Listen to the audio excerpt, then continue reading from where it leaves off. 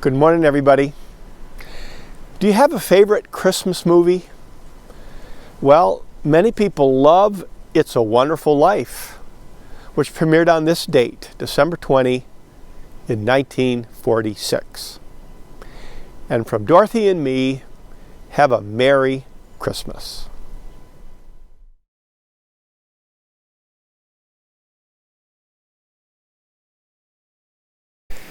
So what did St. Nicholas really look like? Well, we don't know. There are all kinds of images of St. Nick that go back to the Middle Ages, many of them very imaginative.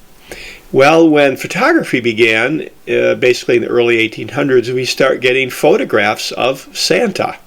So here's a photograph from Victorian England. Victoria ruled basically 1840 to 1900. Here's another English photo of Santa, and while it's a little bit different than our look and feel, you can still see the Santa outfit with the boots and the beard and so on.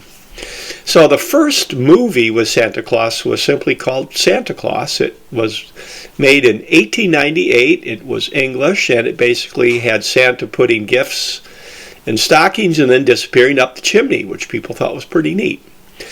Another silent movie was Scrooge or Marley's Ghost, based on A Christmas Carol by Charles Dickens, also British, 1901, and that's a theme, isn't it? Lots of versions of A Christmas Carol.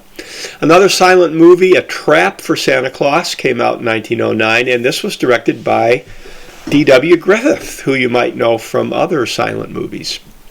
Well, our event, It's a Wonderful Life, premiered December 20, 1946.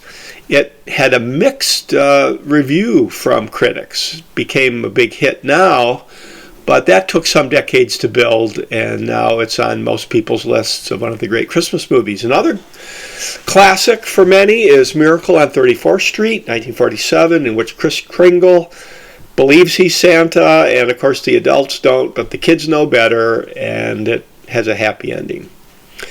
Now, White Christmas, 1954, was a musical remake, sort of Holiday Inn, which was made during the war, in which we have Irving Berlin's song, I'm Dreaming of a White Christmas, Bing Crosby. So there are two different movies with that song in it. 1964, Rudolph the Red-Nosed Reindeer came out. It was on a TV program, and it's now the longest running Christmas TV program in the United States. Charlie Brown's Christmas came out in 1965, and it was unique in lots of ways. Some of them were that it had children for voices, it had a kind of a cool jazz soundtrack, and it didn't have a laugh track, which was pretty unusual for that time period. Well, The Grinch Stole Christmas, 1966, and the voice of the Grinch was Boris Karloff, who had played Frankenstein movies, and he won a Grammy for it. This is decades after he played Frankenstein. The Year Without Santa Claus, 1974, was known as a stop-motion animated picture, and Santa was sick, and then in disguise he went to get his reindeer, and it's kind of a neat story.